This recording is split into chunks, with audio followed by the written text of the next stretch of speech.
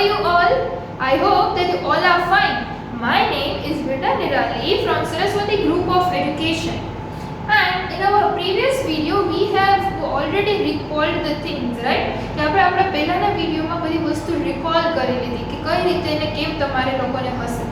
સો નાઉ હવે તમારે જ્યારે દીદી આજે તમને in today's video Didi is going to explain you the worksheet કે તમારે હવે આપણે રિવિઝન સ્ટાર્ટ કર્યું છે, right?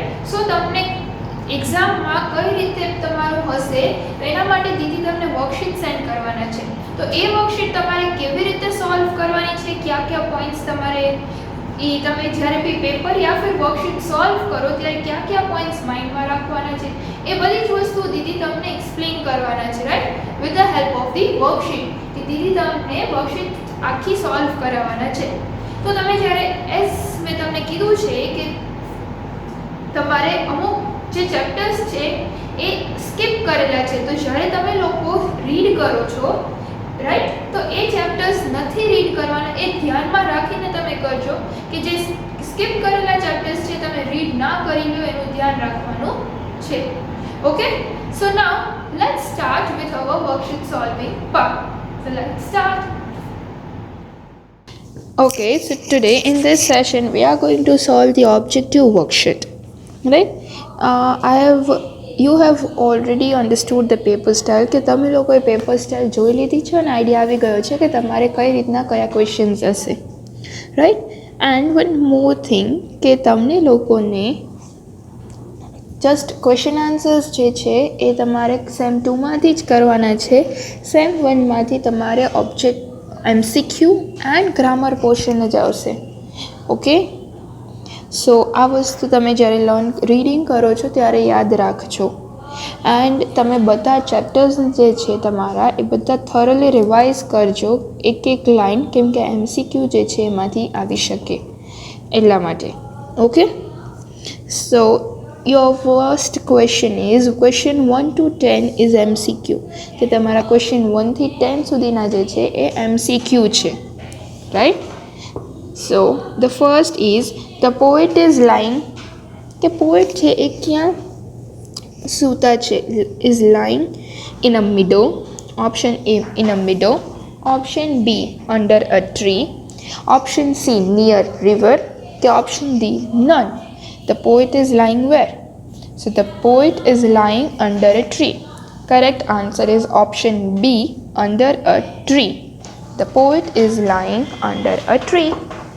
Then number 2, he asked children questions to, કે ગ્રાન્ડફાધર છે એ ચિલ્ડ્રનને ક્વેશ્ચન શું કામ પૂછે છે? અમ્યુઝ ધેમ, એને હેરાન કરવા માટે. શાર્પન ધેર માઇન્ડ્સ, કે એનું માઇન્ડ છે એ શાર્પ બનાવવા માટે, કે બંને હેરાન કરવા માટે અને શાર્પ કરવા માટે પણ, કે ઓપ્શન ડી નન, કે આમાંથી એક પણ નહીં. So the correct answer is option B, sharpen their minds, right? So the correct answer is option B. Then number 3, the tree was meant to be, tree ને કેવું હોવું જોઈએ? સ્ટ્રેટ, બેન્ટ, સ્લાન્ટ, કે none? So yes, of course the tree was meant to be straight. So the correct answer is option A, straight, right? Then number 4, the waterfall is dash in the ferns and grasses. તો waterfall, grasses અને fernsમાં એ શું થઈ જાય છે? Bounding, બંધાઈ જાય છે. Hiding, છુપાઈ જાય છે. કે ઓપ્શન A અને B બંને આવશે, કે આમાંથી એક પણ નહીં? So the correct answer is option B, hiding, કે એ છુપાઈ જાય છે. The waterfall is hiding in the ferns and grasses. Then number 5, Peggotty's dash sold lobsters, crabs and crawfish, કે પેગોટીના બ્રધર્સે આ લોબસ્ટર્સને સોલ્ડ કરે છે, એની સિસ્ટર સોલ્ડ કરે છે, કે બ્રધર અને સિસ્ટર બંને સાથે મળીને સોલ્ડ કરે છે, કે D none? So the correct answer is Peggotty's brothers sold lobsters, crabs and crawfish, right? Then number 6, the poet says that the dash is hanging in doubt. What is hanging in doubt? કે ડાઉટમાં શું છે? Weather છે, સન છે, moon, કે stars? So the correct answer is option A. The poet says that the weather is hanging in doubt. Right? Now, number 7.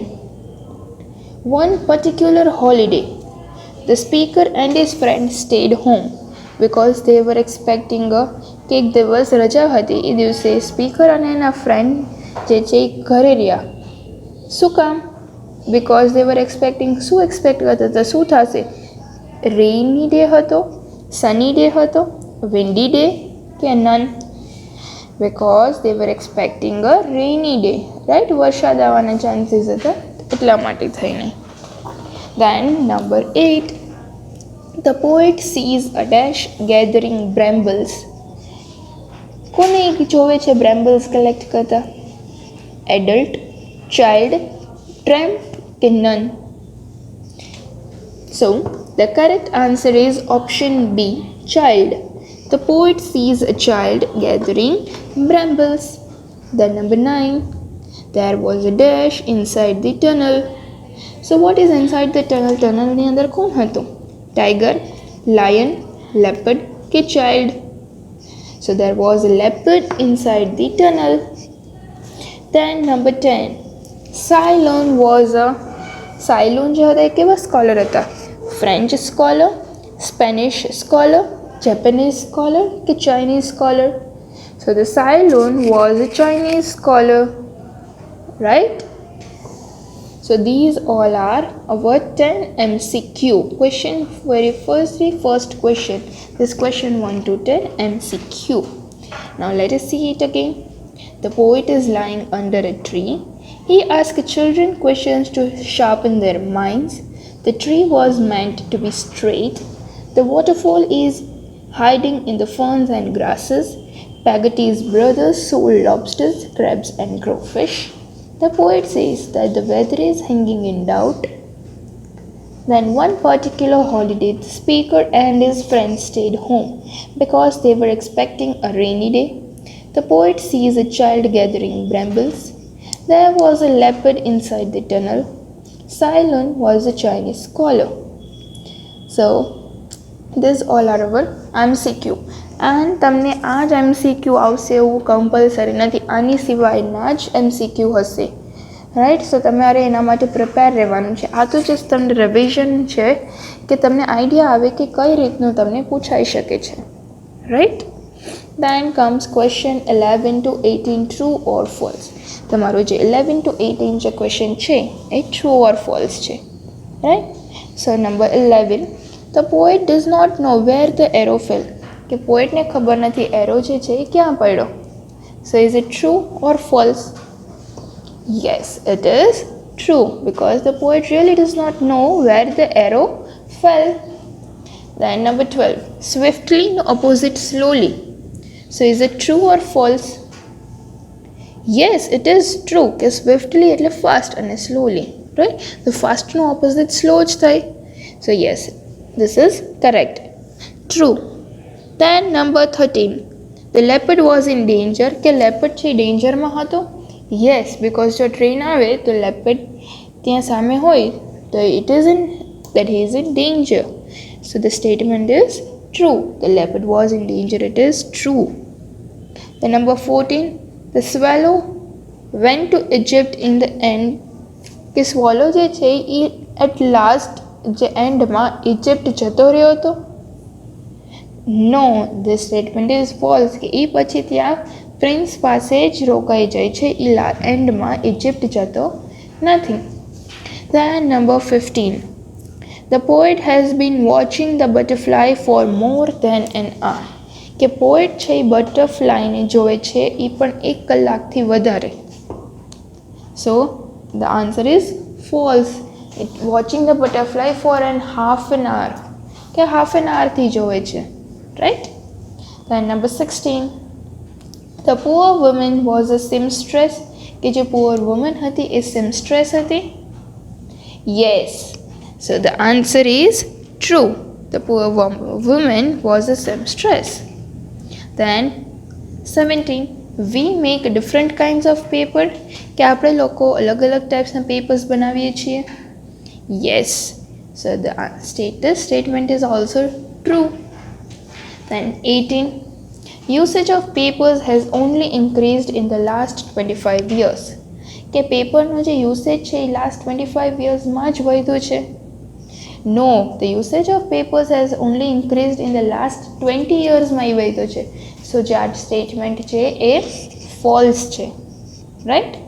સો આ હતા આપણા 11 to 20 MCQ. Let us revise it again. The poet does not know where the arrow fell. True. Swiftly, then slowly. It is also true. The leopard was in danger. True. The swallow went to Egypt in the end. False. The poet has been watching the butterfly for more than an hour. False. The poor woman was a seamstress. True. We make different kinds of paper. True. Usage of papers has only increased in the last 25 years. False. Right. Now comes question 19 to 22, that is fill in the blanks. એમાં તમને ઉપર જો 4 options already પહેલાં જ આપી દીધા છે. Option A does, option B what, option C do, option D when. હવે એના પરથી તમને 4 બ્લેન્ક્સ છે અને તમારે કરેક્ટ ઓપ્શન કયો છે એની સામે એનું ટિક માર્ક કરવાનું છે. Now dash are they coming? They will be here by 5 o'clock.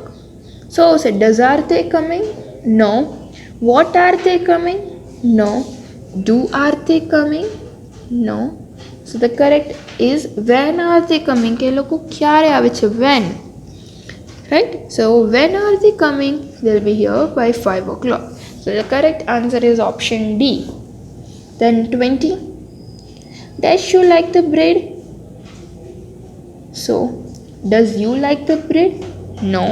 What you like the bread? No. Do you like the bread? Yes. So the do is the correct answer. No, not very much. So the correct answer is option C. And dash time is it? So what time is it? It's 10 o'clock. The correct answer is option B. Then does your father drink tea? Does your father drink tea? Right? So the correct answer is option A. So this was your 4 blanks. આ તમારી first 4 blanks હતી. Right. આવી જ રીતે same question again તમને આવશે question 23 to 26 again fill in the blanks.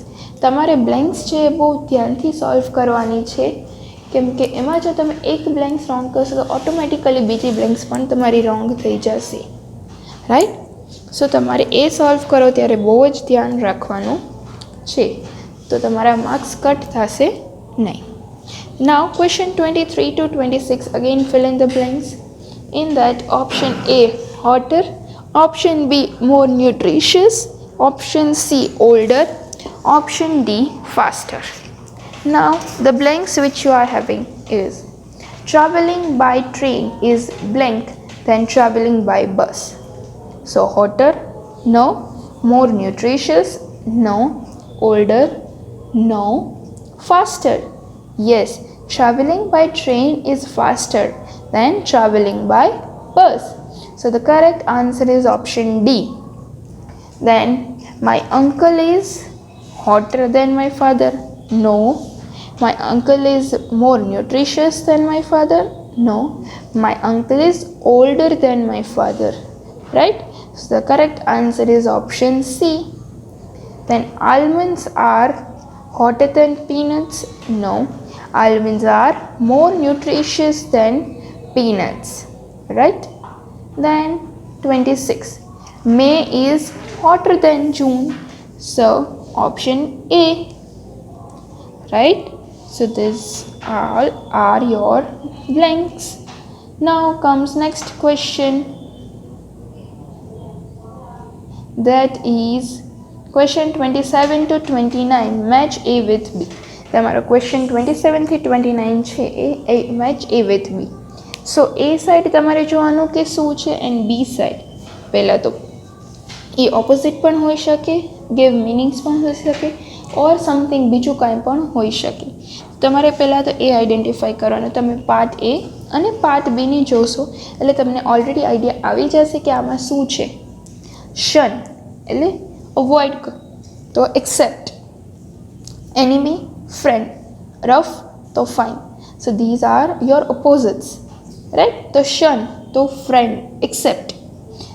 27માં B, then enemy friend.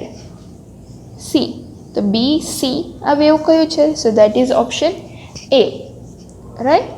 So one more thing કે તમે જે લોકો જ્યારે MH A with B કરો છો ત્યારે બહુ ધ્યાન રાખીને કરવું એન્ડ ચેક કરતું રહેવું, કેમ કે જો તમારું match A with B wrong હશે તો તમારે ડિરેક્ટલી 3 માર્ક્સ કટ થઈ જશે, right.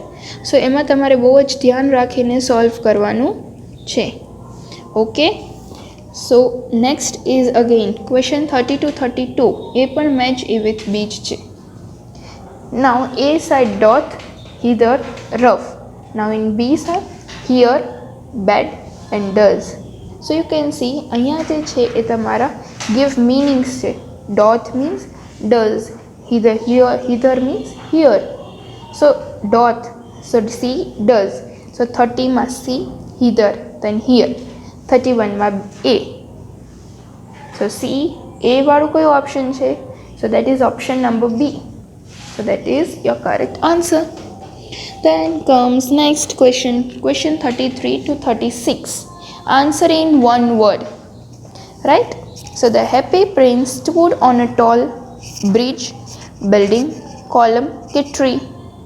So the correct answer is option C. The happy prince stood on a tall column. The poet wants the butterfly to go away, visit often, both A and B કે none. So the correct answer is option B, visit often. કે the poet કહે છે કે બટરફ્લાયને કે તું અહીંયા આવતું રહેવું તારે, right? The poet wants the butterfly to visit often. Then comes 35. What is the opposite of weary? Weary no opposite શું થાય છે? Far, motionless, lively કે none. So the correct answer is option C, lively. Then 36. Who has written the poem To a Butterfly? કે To a Butterfly જે poem છે એ કોણે લખી છે? રસ્કિન બોન્ડ, વિલિયમ વર્ડ્સવર્થ, ઓસ્કર વિલ્ડે કે none. So the correct answer is William Wordsworth. So students, you can see કે તમને લોકોને પોએટના નેમ્સ પણ પૂછાઈ શકે છે કે આ પોમ કોણે લખી છે, તો તમારે એ પણ રિવાઇઝ કરવું પડશે. Okay. Then next 4 question, that is last question 37 to 40. એ જે છે આન્સર ઇન વન સેન્ટેન્સ છે. So the swallow was on his way to, એ ક્યાં જતો હતો? ઇજિપ્ત, સ્કોટલેન્ડ, ઇંગ્લેન્ડ કે Paris? So the correct answer is option A, Egypt. The swallow was on his way to Egypt. Then dash you please make some coffee for me. So can you please make some coffee for me, right? So the correct answer is option A. Then 39. The speaker knew that something was wrong when the watchman stood still looking into the darkness કે ઊભો રહ્યો darknessમાં, started shouting and running, both A and B કે none. So the correct answer is option A, stood still looking into the darkness. Then number 40, last one. The poet is seeing things in glimpse because the train is moving, right?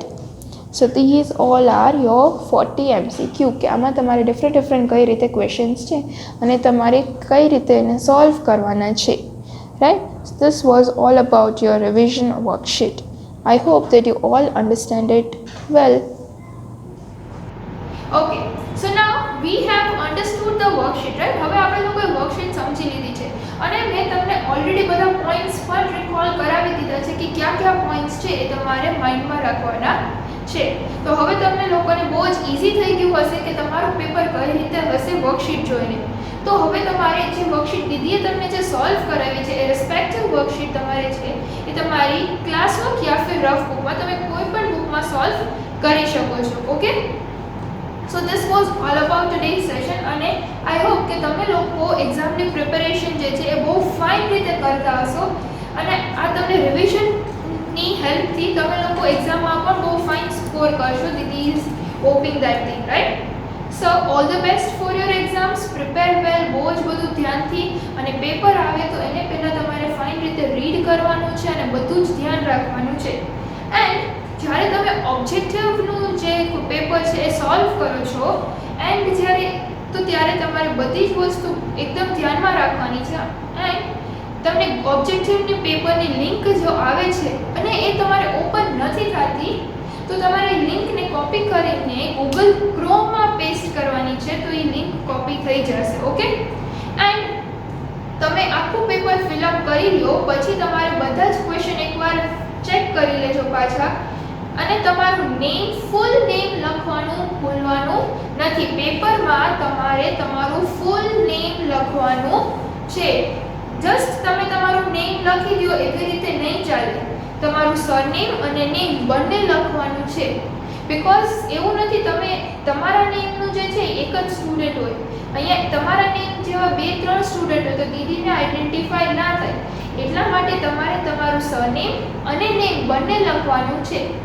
અને તમે જ્યારે Google ફોર્મમાં fill up કરો છો તો બધા તમે MCQ solve કરી લો પછી પાછા ચેક કરવાના છે.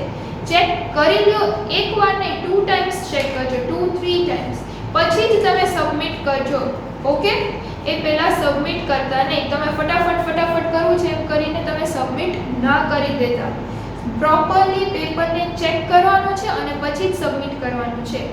એવી જ રીતે સબ્જેક્ટિવ પેપરમાં પણ તમારે ધ્યાન રાખવાનું છે કે સબ્જેક્ટિવ પેપર પણ લખ્યા પછી તમારે સ્પેલિંગ મિસ્ટેક્સનું બહુ જ ધ્યાન રાખવાનું છે કે તમે સ્પેલિંગ્સ લખો છો તો એ સ્પેલિંગ્સ ખોટા ના હોય, અધરવાઇઝ તમારા એમાં માર્ક્સ કટ થઈ શકે છે. સિલી મિસ્ટેક્સ કરવાની નથી. તમે સ્પીડમાં પેપર લખી લ્યો છો પણ પછી તમને આઈડિયા નથી રહેતો કે તમે કેટલી બધી સ્પેલિંગ મિસ્ટેક કરો છો. તો તમે જ્યારે પેપર લખી લ્યો પછી ધ્યાનથી પેપરને પાછું રીડ કરીને જો બી ક્યાંય બી મિસ્ટેક હોય તો એ કરેક્ટ તમારે થઈ જાય ત્યારે ને ત્યારે. ઓકે? સો તમારા ક્યાંય માર્ક્સ કટ થાય નહીં. તો તમારે આ બધા પોઈન્ટ્સ છે એ માઇન્ડમાં રાખવાના છે જ્યારે બી તમે પેપર લખો છો ત્યારે. So this was all about today's session, and all the best for your exams. Prepare well. Okay? So now, bye bye. Thank you and take good care of yourself.